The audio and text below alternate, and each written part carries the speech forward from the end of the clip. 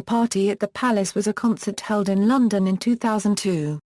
The event was in commemoration of the Golden Jubilee of Elizabeth II held over the Golden Jubilee Weekend June 4, 2002. The concert itself was held at Buckingham Palace Garden on June 3, 2002. It was the pop equivalent of the Prom at the Palace, a classical music event. Event and venue: the concert was held at the gardens of Buckingham Palace Garden as part of the Golden Jubilee. The event was touted as the greatest concert in Britain since Live Aid or possibly ever. Tickets to the event were determined by a lottery. 12,000 people attended the concert.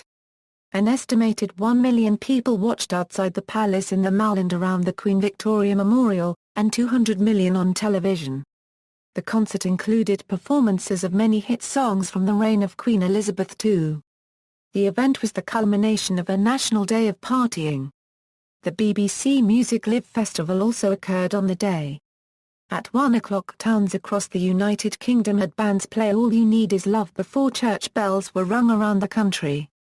Performers, amongst others, performers included Paul McCartney, Bryan Adams, Keith Ray, Brian May and Roger Taylor of Queen, Atomic Kitten, Dame Shirley Bassey, Tony Bennett, Blue, Emma Bunton, Eric Clapton, The Cause, Joe Cocker, Phil Collins, Ray Cooper, Ray Davies, Dame Edna Everage, Tony Iommi, Jonna Jacobi, Elton John, Tom Jones, Ladysmith Black Mambazo, Annie Lennox, Ricky Martin, Ozzy Osbourne, Mark Andrew Bradon, Mystique, Cliff Richard, S Club 7, Rod Stewart, Will Young, Ruby Wax, Brian Wilson, Steve Winwood, Tony Vincent, Hannah Jane Fox, Anita Kafel. Also performing was the London cast of the musicals We Will Rock You and Mamma Mia.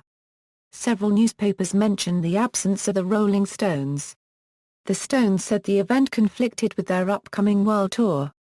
Aspects of concert: the concert began with Brian May performing God Save the Queen on the roof of Buckingham Palace as a guitar solo with support from the orchestra on stage in the garden far below.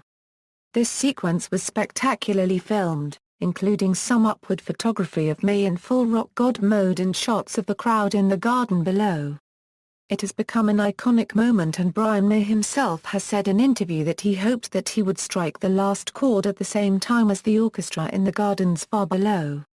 "Once it was finished," said May, "the arm and fist went up, and the guitar was free, for it had done its work." Ozzy Osbourne recently said in the same interview that this was the greatest moment of his career and pronounced the Queen to be a beautiful woman.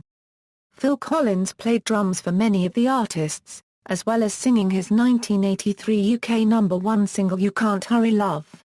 Queen drummer Roger Taylor sang lead vocals for the band's 1984 #2 hit Radio Gaga, which he wrote, taking the place of late singer Freddie Mercury.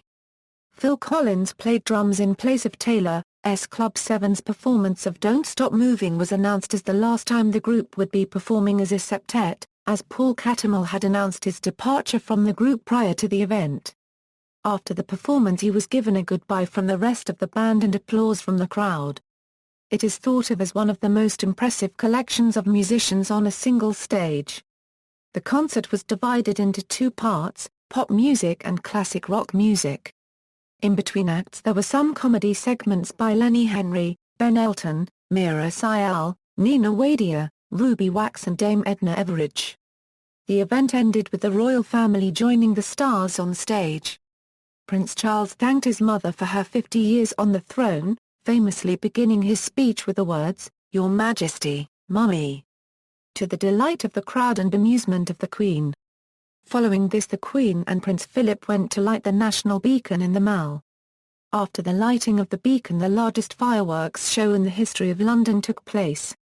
During this time different symbols were projected onto the palace, including a Union flag. Recordings: a DVD has been issued of the performance. Some portions have been cut, for example Ruby Wax's monologue, Dame Edna's introduction of Paul McCartney performing Blackbird, and Paul McCartney's spontaneous performance of Her Majesty. A live CD recording of the performance was also released in 2002. References. External links: Amazon.com CD listing with listening facility, Amazon.com DVD listing.